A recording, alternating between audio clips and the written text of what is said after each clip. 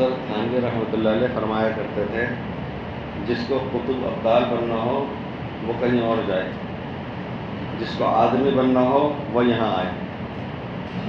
جس کو قطب ابدال بننا ہو وہ کہیں اور جائے، جس کو آدمی بننا ہو وہ یہاں آئے۔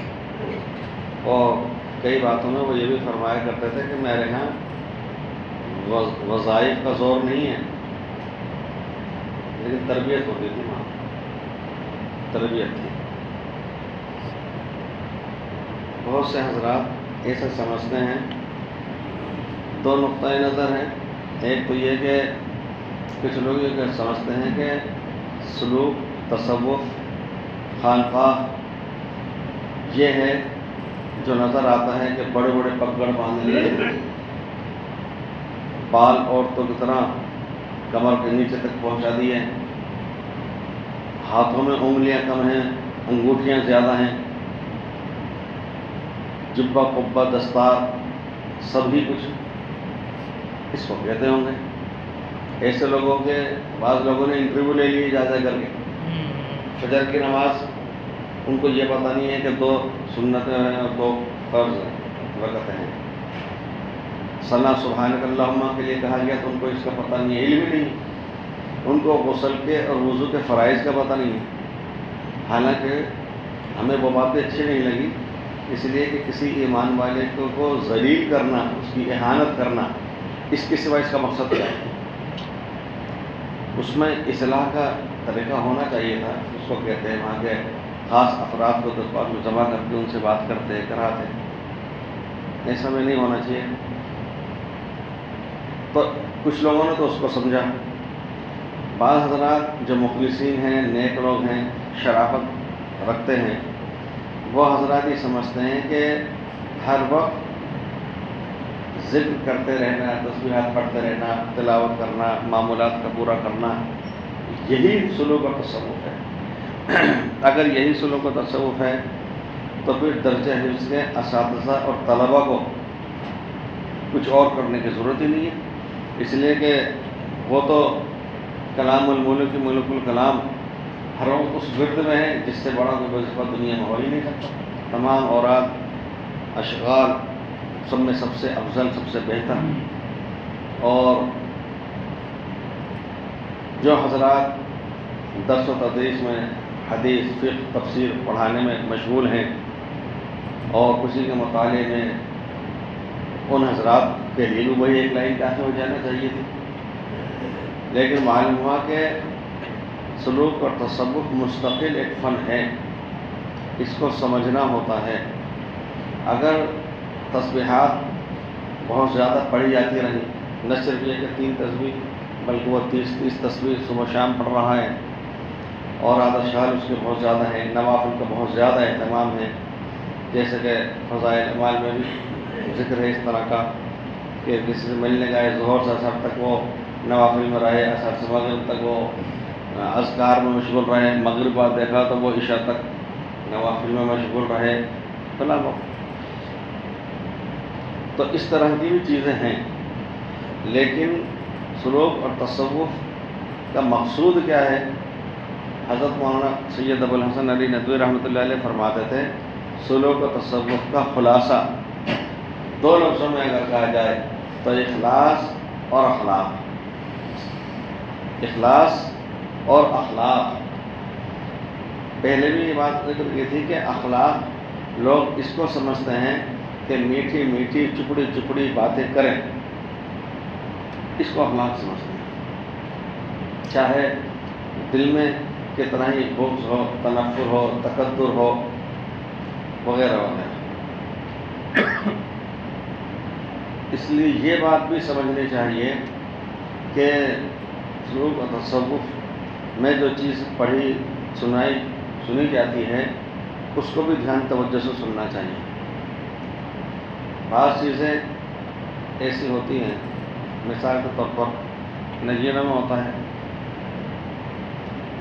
اس میں ایک بڑا سارا پیس ہے، اچھا پیس ہے، وہیں کے وہیں اس کو سیٹ کر دیا، اس پہ اس کو گھس دیا، اس کو کوئی شیپ دے دیا، اس کے بعد اس پر پالش کر دی، وہ چکنا چپڑا تو ہو گیا، اور عام آدمی اس کو دیکھ کر کے بہت متاثر ہوگا، اس لیے کہ اس کو چمک دمک بھی ہے، اور اسی کے ساتھ وہ کئی کیرٹ کا ایک بھاری پیس ہے، لیکن جوہری جو ہوگا اصلی اور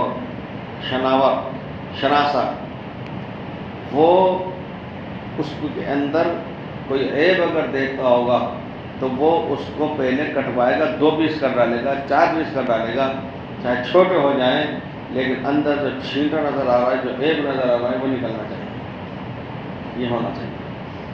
تو ظاہری طور پر تسبیحات کا، معمولات کا، نوافل کا بڑھانا بے شک وہ نیکیوں میں بہت اضافہ کرنے والا ہے، لیکن حضرت مفتی فاروق صاحب رحمۃ اللہ علیہ بکثرت اپنے بیانات کے اندر اس حدیث کو ماخذ بناتے تھے کہ حسد، آپس کا، یہ چیزیں انسان کو یہ مونڈ کے رکھ دیتی ہیں، اور سر کو نہیں، دین کو مونڈ کے رکھ دیتی ہیں۔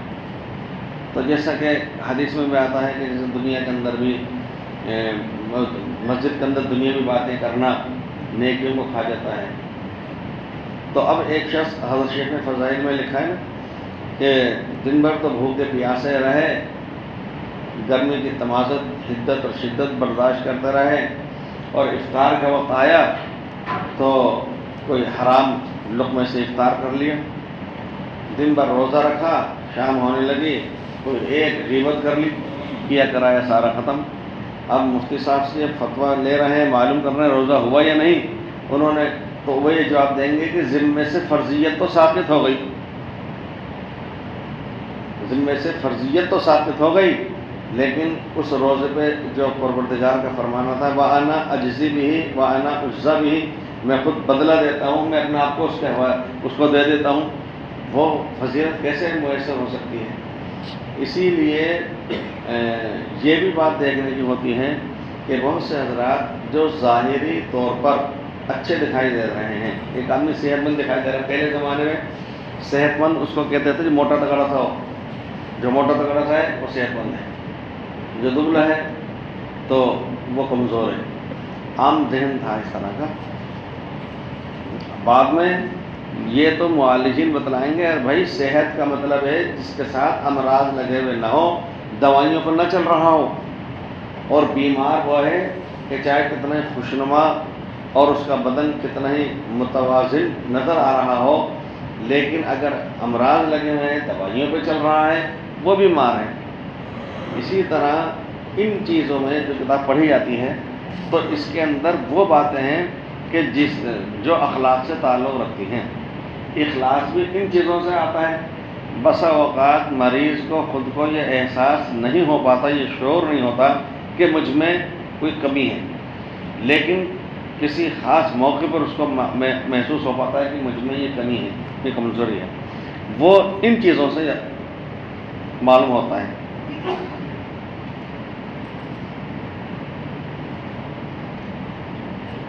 تجدید بیعت جائز ہے مگر تعلیم بیعت پر موقوف نہیں۔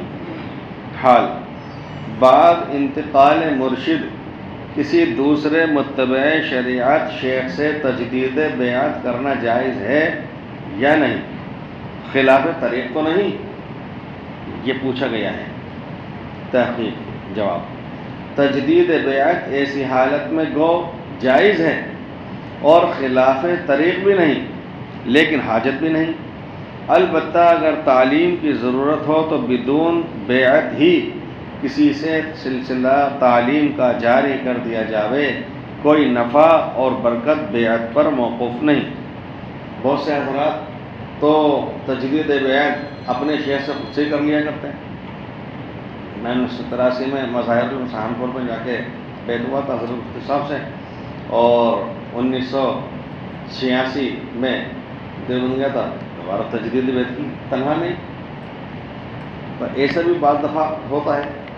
تو شیخ کے بعد میں اسی لیے حضرت شیخ زکریا رحمۃ اللہ علیہ کا معمول تھا کہ بہت سے حضرات آ کر کے وہ یہ کہتے تھے، ان میں سے خاص نام یہ ہیں حضرت تھانوی رحمۃ اللہ علیہ سے متعلق، حضرت مدنی رحمۃ اللہ علیہ، اور حضرت رائے پوری رحمۃ اللہ علیہ، کہ ان حضرات کے بہت سے متوسلین مریدین وہ شیخ کے پاس جب آتے کہ ہمارے شیخ تو نہ رہے، آپ بیعت کر لیجئے، تو شیخ فرماتے تھے بیعت تو وہی کافی ہے، اور مشورے سے انکار نہیں، مشورہ کرتے رہو اور آگے بڑھتے رہو، وہ کافی ہے۔ تو اس میں حضرت تھانوی رحمۃ اللہ علیہ نے یہ فرمایا کہ تجدید بیعت جائز ہے، مگر تعلیم بیعت پر موقوف نہیں، یعنی مشورہ لینا، معمولات پوچھنا وغیرہ۔ مجاز کو بیعت کرنے سے شرم آنا مانع بیعت نہ ہونا چاہیے، یعنی جس شخص کو اس کا پیر و مرشد نے اجازت دے رکھی ہے بیعت کی، تو اس کو بیعت کرنے سے کوئی مانع پیش نہیں آنا چاہیے، ہو سکتا تکلف ہو، حجاب ہو، شرم بھی آتی ہو، یہ پوچھ رہے ہیں۔ حال یہ کہ از مجازین، اگر کوئی میرے پاس بیعت ہونے آتا ہے اپنے حال پر نظر کر کے از حد شرم آتی ہے کہ یہ میرے سے ہر طرح اچھا ہے، میں کیا اس کو بیعت کروں؟ بحضور عالی بخدا عرض کرتا ہوں کہ جہاں میں مجھ سے زائد خراب و گنہگار نہیں، مجھ سے کوئی زائد خراب و گنہگار نہیں، یہ خیال ہمیشہ سے مجھ پر غالب ہے، اس لیے مرید کرتے ہوئے شرم آتی ہے، اگرچہ بیعت ہونے کو آتے بھی کم لوگ ہیں، یہ کیا میری حالت ہے؟ جواب اچھی ہے، یعنی یہ حالت اچھی ہے۔ اب وہ پوچھ رہے ہیں کہ اور کیا کروں؟ تحقیق مرید کر لیا کریں تاکہ یہ تواضع اور زیادہ بڑھے، مرید کر لیا کریں تاکہ یہ تواضع اور زیادہ بڑھے۔ حضرت شیخ الحدیث زکریا رحمۃ اللہ علیہ کے داماد چھوٹے مولانا محمد سلمان صاحب ناظم اعلیٰ سابق مظاہر سہارنپور، انہوں نے فرمایا کہ مجاز کے پاس اگر کوئی اصلاحی تعلق قائم کرنے کے لیے آئے، بیعت کے لیے آئے اور پھر بھی بیعت نہ کرے، اس میں بزرگوں کی نافرمانی کا پہلو بھی نکلتا ہے۔ مرید از خود کوئی ذکر تجویز نہ کرے۔ حال 12 تسبیح کا ذکر کرنے کو دل بہت چاہتا ہے۔ 12 تسبیح، اس کا نام تو ہے 12 تسبیح، اس کو 12 تسبیح کہتے ہیں، 12 بھی 12 ہی کو کہتے ہیں فارسی میں، تو بولتے تو ہیں 12 تسبیح، پڑھتے ہیں تو 13 ہو جاتی ہیں، وہاں بولتے ہیں تو ہیں 12، ہوتی ہیں 13۔ تو 2 تسبیح نفی اس بات کی لا الہ الا اللہ، 4 تسبیح اس بات کی الا اللہ، اور 6 تسبیح اللہ اللہ، یہ 12 ہو گئی، اور 13ویں تسبیح ہے اللہ۔ یہ بطور تکمیلے کے ہے، تتمے کے ہے، کوئی چھوٹ گئی ہو، کچھ کمی رہ گئی ہو تو پورتی ہو جائے، تلافی ہو جائے۔ تو یہ پوچھ رہے ہیں کہ 12 تسبیح کا ذکر کرنے کو دل بہت چاہتا ہے، اگر حضرت والا اجازت فرما دے تو پڑھ لیا کرو۔ جواب اگر طبیب سے کہو کہ خمیرہ گاؤ زبان کو جی چاہتا ہے، اجازت دے دو، تو وہ کیا یہ جواب نہ دے گا کہ جب تم خود اپنے لیے تجویز کر سکتے ہو تو پھر دوسرے سے کیوں رجوع کرتے ہو؟ طبیب سے تجویز کرایا کرتے ہیں یا خود تجویز کر کے اس سے اجازت لیا کرتے ہیں؟ تو ایک طریق تو یہی ہے کہ اپنے آپ کو سپرد کر دیا ہے، لیکن یہ ان حضرات سے متعلق تو ہو سکتا ہے کہ جو اپنے حالات واقعی بتلا دیا کرتے ہوں، مطلع کر دیا کرتے ہوں، تبھی تو وہ مطلع ہونے کے بعد ان کے مناسب حال کچھ پڑھنے کو کرنے کو بتلائیں گے، اور اگر رابطہ ہی نہیں رکھا جائے اس طرح کا تو وہ کیوں بتلائے گا؟ پھر بھی اس طرح کی باتیں بھی کچھ ہیں، کہہ کر کے معلوم کر لینا۔ میں نے کئی مراقبہ وغیرہ اور پاسہ انفاظ حضرت مفتی صاحب رحمۃ اللہ علیہ سے کہہ کر کے یاد لے کر کے شروع کیا تھا۔ اصلاح کا طریقہ، جواباً عرض ہے کہ مجھے اصلاح کا طریق معلوم نہیں، میں اس سے بالکل جاہل ہوں، آپ للہ میرے لیے طریق اصلاح تجویز فرمائیں۔ تحقیق، طریقہ یہ ہے کہ تم اپنے نفس کا ایک ایک عیب ظاہر کرو اور مجھ سے اس کا علاج پوچھو، اور میں جو بتلاؤں اس پر عمل کرو، اور عمل کر کے اطلاع دو۔ طریقہ یہ ہے کہ تم اپنے نفس کا ایک ایک عیب ظاہر کرو اور مجھ سے اس کا علاج پوچھو، اور میں جو بتلاؤں اس پر عمل کرو اور عمل کر کے اطلاع دو۔ مجاز کا اپنے آپ کو ذلیل و خوار سمجھ کر تعلیم و تلقین سے رکنا جائز نہیں۔ حال ایک اور بات قابل عرض ہے، حضرت نے مجھے تعلیم کی اجازت و رحمت فرمائی ہے، یعنی دوسروں کو بھی میں نام خدا بتلا سکتا ہوں، اللہ تعالیٰ اس کی لاج رکھ لے، مگر حضرت میں تو اپنے آپ کو دنیا سے زیادہ ذلیل اور خوار اور نااہل سمجھتا ہوں۔ اول تو مجھ سے کوئی کہتا ہی نہیں، اور کہے تو اس کو میں اپنے سے 1000 درجہ اچھا سمجھتا ہوں۔ میں کس بے حیائی سے اسے تعلیم کروں؟ تحقیق، کیا اچھوں کو خدمت تعلیم سے محروم رکھا جائے؟ جب آنے والوں کو آپ اچھا کہہ رہے ہیں تو کیا اچھوں کو خدمت تعلیم سے محروم رکھا جائے؟ وہ تعلیم کی خدمت لینا چاہ رہا ہے آپ سے، تو کرو۔ حال یہ کیفیت ایسی غالب ہے کہ ہر وقت ندامت میں ڈوبا رہتا ہوں، بلکہ بعض وقت تو یہ خیال ہوتا ہے کہ تجھے اجازت نہیں دی، بلکہ در حقیقت تیری نالائقی کا علاج فرمایا ہے کہ اسی سے شرمندہ ہو کہ کچھ آدمیت آ جائے۔ تحقیق، سبحان اللہ، یہ خیال تو کامل مقدمہ ہے اصلاح کا۔ مقدمہ کہتے ہیں پیش رو، یعنی کسی چیز کے آنے سے پہلے چلنے والی چیز۔ بادشاہوں کے لشکر سے پہلے ایک چھوٹا سا لشکر آگے تحفظ کے لیے چلا کرتا تھا، اس کو مقدمہ کہتے تھے، یعنی اصلاح سے پہلے کے حالات ہیں یہ، اس طرح کا خیال بننا۔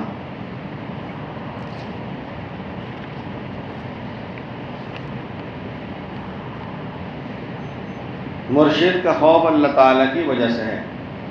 ایک عرض یہ کبھی ایسا ہوتا ہے کہ انسان کوئی آدمی پروردگار کے خوف اور ڈر سے تو نہیں بچا کسی گناہ سے، لیکن اپنے شیخ کے خیال سے یا اپنے استاد کے یا بڑے کے خیال سے، اور وہ ڈر گیا اور رہ گیا، ایسا ہو سکتا ہے۔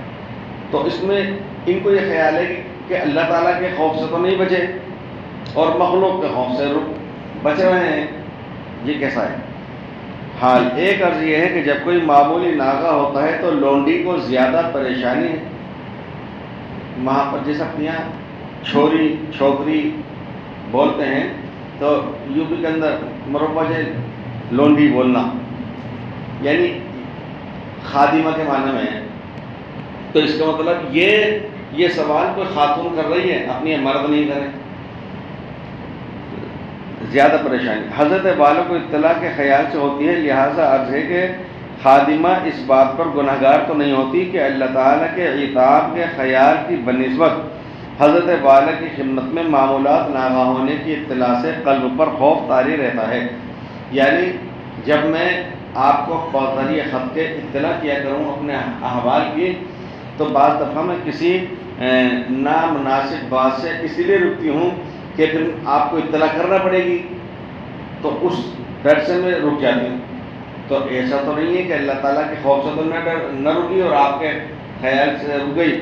تو جواب دے رہے ہیں کہ یہ خوف بھی اللہ تعالیٰ ہی سے ہے، کیونکہ مجھ سے جو خوف ہے اس کا موجب میری ذات تو نہیں بلکہ اللہ تعالیٰ کا تعلق ہے۔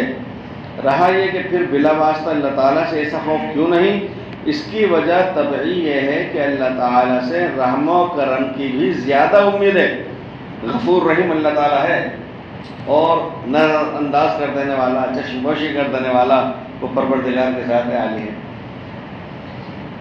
زیادہ امید جو مخلوق سے نہیں، مخلوق میں اتنا تحمل نہیں ہے، اس لیے اس میں کوئی بات نہ گناہ کی ہے نہ نقصان کی۔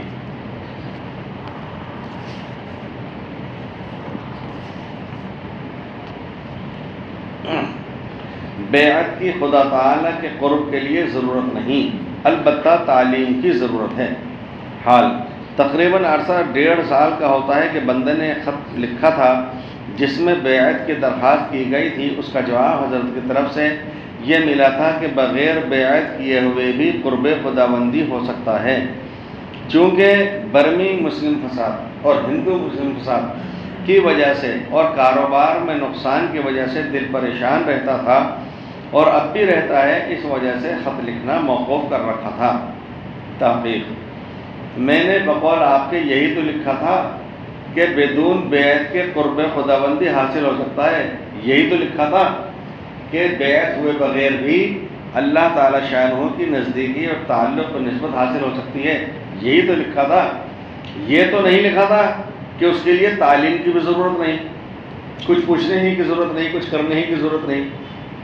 تعلیم تو اس کے لیے شرط عادی ہے، پھر بھی خط کا موقوف کر دینا غلطی عظیم اور دلیل نافہمی کی ہے۔ حال: بندہ مناجات مقبول کا ورد رکھتا ہے، جیسے الحزب الاعظم دعاؤں کی کتاب مناجات مقبول بھی ایسا تھا ملی۔ بندہ مناجات مقبول کا ورد رکھتا ہے، قرآن شریف بھی پڑھتا ہے اور نماز بھی ادا کرتا ہے۔ تحقیق: یہ تو سب اعمال صالحہ ہیں، دعائیں پڑھنا، مانگنا، قرآن شریف پڑھنا، نماز ادا کرنا، یہ تو سب اعمال صالحہ ہیں، مگر غذا یا دوا کے ساتھ کچھ پرہیز بھی ہوتا ہے، اور خود غذا یا دوا کی قوت تاثیر کے لیے کچھ شرائط بھی ہوتی ہیں، ان سے تو خالی رہے۔ حال: صرف بندے کی عاجزانہ درخواست ہے کہ آپ خداوند تعالی کی درگاہ میں دعا فرما دیں۔ تحقیق: دعا محض معین ہے، اصل طریق تعلیم پر عمل ہے۔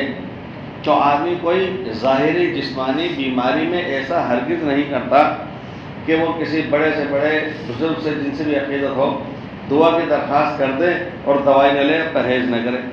وہاں تو انسان دعا کی بھی درخواست کرتا ہے اور دعائیں مانگتا بھی ہے، اور ساتھ میں دوا اور پرہیز بھی اختیار کرتا ہے۔ اور دین کا معاملہ آتا ہے تو آدمی صرف دعا کے اوپر قناعت کر بیٹھتا ہے۔ فرماتے دعا محض معین ہے، مددگار ہے، اصل طریق تعلیم پر عمل ہے۔ حال: آپ کی تصنیفات خوب پڑھ چکا ہوں اور اب بھی مطالعہ کرتا ہوں۔ تحقیق: اس میں بھی وہی کلام ہے جو اعمال کے متعلق اوپر گزرا۔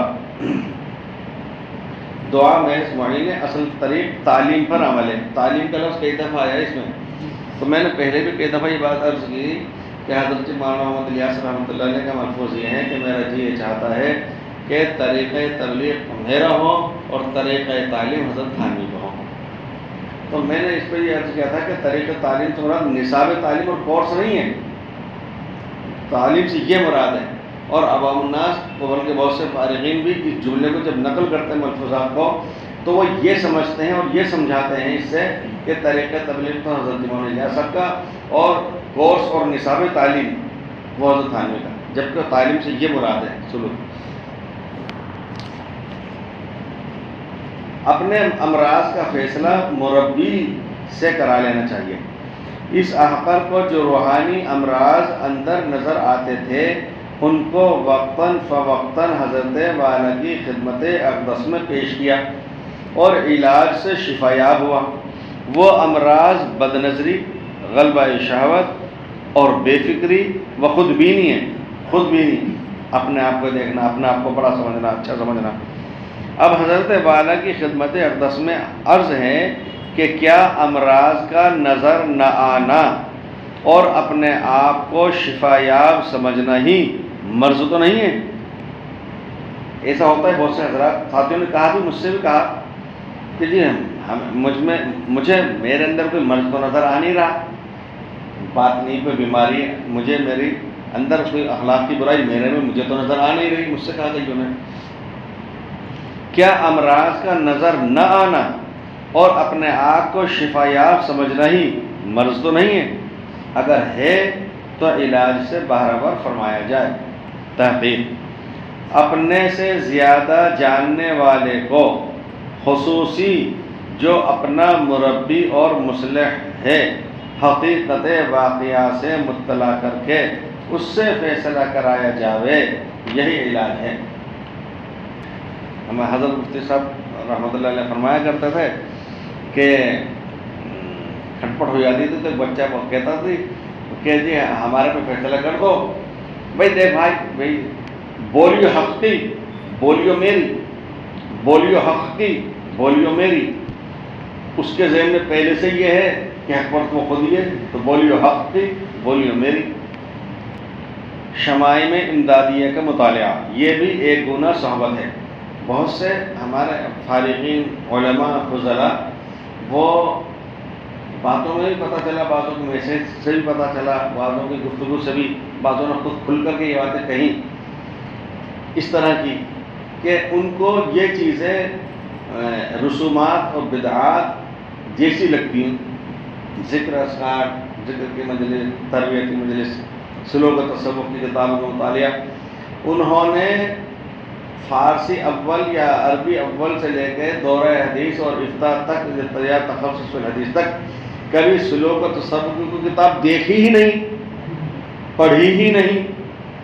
وہ کبھی رمضان المبارک کے اندر بزرگوں کی خانقاہ میں گئے ہی نہیں، نہ حضرت شیخ زکریا رحمۃ اللہ علیہ والے خانقاہ میں گئے مذاہب میں برسوں رہتے ہوئے، نہ دارالعلوم میں رہتے ہوئے کبھی حضرت مدنی کے خانقاہ میں کبھی گئے، حضرت مدنی کے خانقاہ میں یا مفتی محمد اسلام کے خانقاہ میں کبھی گئے، یا مان لیجیے بالفرض صرف تمثیلاً کہہ رہا ہوں جلال آباد میں مدرسے میں 10 سال تو رہ لیے، کبھی ایک دن مجلس میں حضرت مولانا نصیر اللہ خان صاحب یہاں نہیں گئے۔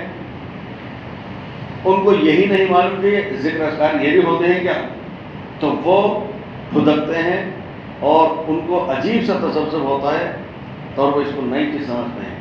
وجہ کیا رہی کہ تعلیم کے دوران کبھی وہ عصر بعد بزرگوں کی مجلس میں گئے ہی نہیں، پورے برسوں مڑ کے نہیں دیکھا انہوں نے کہ کیسے کیسے مشائخ اساتذہ تک جا رہے ہیں، بیٹھ رہے ہیں۔ فجر کے بعد ذکر کی مجلسوں میں کبھی انہوں نے جانا گوارا ہی نہیں کیا۔ میں ایک بہت بڑے ادارے میں گیا، ایک صاحب وہاں افتاء کر رہے تھے، تلاش کرتا ہی رہا، معلوم ہوا کہ بستر پر نہیں ہے، وہاں گیا تو وہ بستر پہ آرام فرما رہے تھے۔ ایک اور ادارے میں گیا، وہاں پر ایک صاحب جو افتاء کر رہے تھے، میں ملاقات کے لیے گیا تو کمرے میں نہیں ملے، مدرسے میں نہیں ملے، معلوم ہوا کہ صاحب وہ دارالفتہ میں ہوں گے۔ میں سمجھا، میں کیا مجھے بہت خوشی ہوئی ماشاء اللہ، وقت سے پہلے جا کر کے وہ مطالعے میں لگے ہوئے، جا کے دیکھا تو کئی سارے لڑکے پنکھا چلا کر سو رہے تھے، چونکہ دارالقامہ میں کمروں میں تو نگراں آ کر پھر بھی دیکھ لے گا، اور دارالفتہ میں جا کر بھی کم دیکھے گا۔ تو اس کی وجہ یہ رہی کہ انہوں نے ان کتابوں کا مطالعہ ہی نہیں کیا۔ ان میں سے کتاب شمائم امدادیہ، حال کل شمائم امدادیہ کا مطالعہ کیا تھا، رات بھر نیند میں وہی مضامین، اور حضرت حاجی صاحب قدس اللہ سرہ کا تصور بلا زیارت و رؤیت قائم رہا۔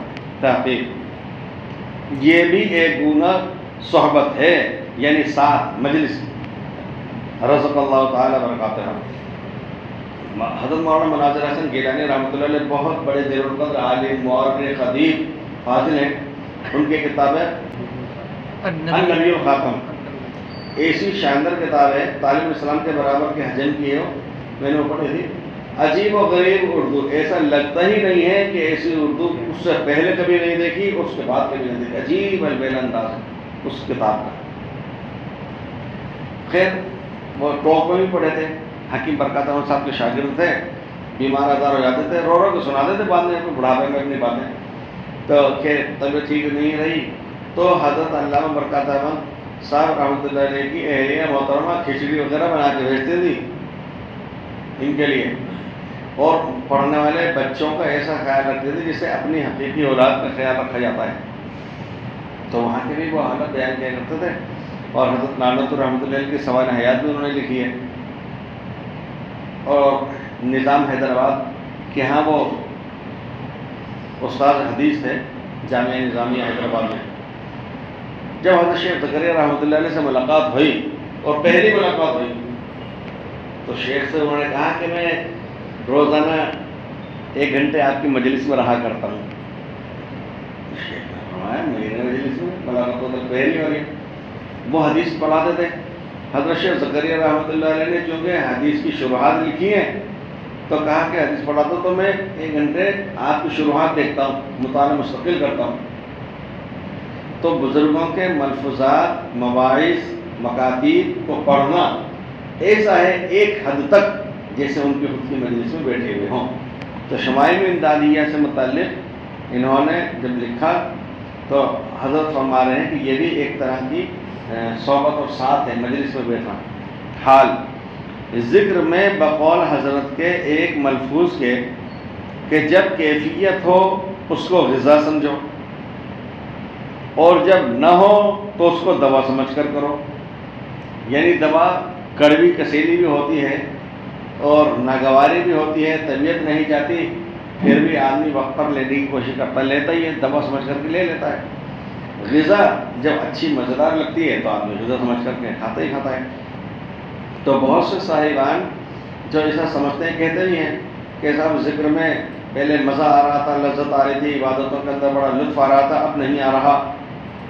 تو اس کو حضرت لکھ رہے ہیں کہ اگر مزہ آ رہا ہو، کیفیت بن رہی ہو، حلاوت ہو تو اس کو غذا سمجھ کے کرتے رہو، اور اگر یہ لطف نہیں بھی آ رہا ہو تو دوا سمجھ کر کے کرتے رہو. اچھا، قرآن کریم سے متعلق فضائل قرآن میں بھی شیخ نے حدیث نقل کی ہے، یتتعطع، جو شخص اٹک اٹک کے پڑھتا ہے قرآن کریم. اب ایک دوسرے صاحب ہیں، وہ تروانی سے پڑھتے چلے گئے اور انہوں نے 20 منٹ کے اندر سپارہ ختم کر لیا. 20 منٹ کیوں؟ حالانکہ بعض لوگ تو بڑے فخر سے کہتے ہیں 8-7 منٹ میں پڑھ لیتا ہوں میں، کہتے ہیں بہت سے لوگ. تو ظاہر ہے کہ تجوید کے حساب سے تو پڑھ ہی نہیں سکتے، وہ کرامت کو طور پر پڑھ لیں لیکن ویسے تو نہیں پڑھا جائے. اور ایک شخص نے تو 20 منٹ میں ایک پارہ پڑھا، اور دوسرا اٹک اٹک کے اس کو بیچارے کو 1 گھنٹہ لگ گیا. لیکن حدیث پاک میں کہا گیا کہ اس کو دوہرا اجر ہے، اس کے باوجود پڑھے جا رہا ہے، دوہرا اجر ہے. تو اگر کسی عمل میں، ذکر میں، عبادت میں، نوافل میں لطف اور مزہ نہیں بھی آ رہا ہو تو آدمی دوا سمجھ کر کے کرے، لیکن کرے. سو دوا ہی پینے کی نوبت ان دونوں زیادہ آتی ہے. یعنی حضرت ثانی یہ لکھ رہے ہیں کہ مزہ تو لوگوں کو کم آتا ہے، دوا ہی سمجھ کر کے پی لیا کریں. تحقیق حد اللہ تعالیٰ الاکمل و انفع من ھذا. ہم دعا دی ہے کہ اللہ تعالیٰ زیادہ سے زیادہ بہتر کی ہدایت عطا فرمائے اور بہتر سے بہتر نفع عطا فرمائے. سبحان اللہ و بحمدہ، سبحان اللہ والحمد للہ، اشہد ان لا الہ الا انت، نستغفرک و نتوب الیک. یہ رسالہ النور میں شائع ہوئے ہیں سارے مضامین اسی زمانے میں، اور زیادہ تر وہ ہیں کہ جو اہل علم کی طرف سے استعمال کیے گئے، زیادہ تر وہ ہیں. حضرت نانوتوی، حضرت گنگوئی، دونوں بہت بڑے اپنے بہت بڑے بڑے علامہ فہامہ تھے. مولانا قاسم نانوتوی رحمۃ اللہ علیہ تو 50 سال کے ہوئے، اور حضرت مولانا علی میاں رحمۃ اللہ علیہ نے فرمایا تھا کہ حضرت نانوتوی اجتہادی شان رکھتے تھے، وہ مجتہد مطلق کی صلاحیت استعداد رکھتے تھے. یہ الگ بات ہے کہ اس کے باوجود وہ مقلد ہی رہے، حنفی ہی رہے، ورنہ ان کا علم ایسا تھا کہ وہ خود امام مجتہد، اتنا علم تھا. اور حضرت گنگوئی رحمۃ اللہ علیہ کے تو عجیب وغیرہ بات ہے، ان کو تو بہت زیادہ موقع ملا ماشاء اللہ، عمر کی برکت سے خدمت دین کا، حدیث کی جو خدمت حدیث کی اور فقہ و فتاوی کی حضرت گنگوئی نے کی. اور ایک حضرت تھانوی رحمۃ اللہ علیہ، کثیر التصانیف، حکمتیں، یہ حکمتیں اور یہ فنون جس کی وجہ سے علماء فضلہ حضرت تھانوی کے پاس آتے تھے، وہ حاصل کرنے نہیں جو حضرت تھانوی نے حضرت شیخ الہند سے حاصل کیے، بلکہ وہ اور مولانا یعقوب نانوتوی کے ساتھ وہ چیزیں جو حضرت تھانوی رحمۃ اللہ نے حضرت حاجی صاحب سے حاصل کی تھی. عربی دوم تک پڑھے ہوئے تھے، سوم نہیں کیا تھا حضرت حاجی صاحب نے. لیکن اچھا، فارسی اس زمانے میں متعارف تھی، بہت مشہور چلتی تھی، رواج تھا. فارسی کا مثنوی شریف کا درس لینے کے لیے، یعنی پوری مستقل مثنوی شریف پڑھنے، بڑے بڑے علماء فضلہ حضرت حاجی صاحب کو پڑھایا کرتے تھے. حاجی صاحب پوری مثنوی شریف پڑھایا کرتے تھے. تو حضرت حاجی صاحب کے بارے میں پوچھا بھی تھا کسی نے کہ کیا حضرت حاجی صاحب عالم تھے؟ تو فرمایا عالم گر تھے، یعنی عالم بنانے والے. تو اس کا مطلب علوم شرعیہ یہی ایک روح ہے یہ. اچھا بہت سے صحابہ کرام ایسے رہے کہ جن کو لکھنا پڑھنا نہیں آتا تھا، لیکن اس کے باوجود تزکیہ نفس تو ان کا بھی ہوا سب کا. اس طرح کی کتابیں بھی پڑھنا چاہیے جو سلوک سے متعلق ہیں، خاص طور سے اہل علم کو. چلیے صاحب.